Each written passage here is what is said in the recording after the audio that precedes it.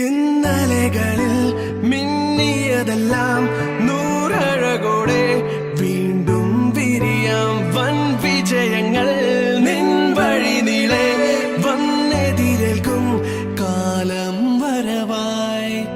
ഇപ്പൊ എനിക്ക് കിട്ടിയത് ഏറ്റവും വലിയൊരു അംഗീകാരമാണ് ഇന്ത്യൻ ബുക്ക് ഓഫ് റെക്കോർഡ്.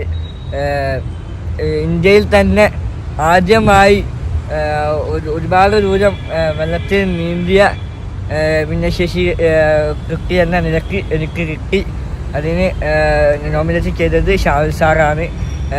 എനിക്ക് തന്നത് നമ്മുടെ കേരള മനുഷ്യാവകാശ commission chairman justice Antony Dominic സാറാണ് തന്നത്.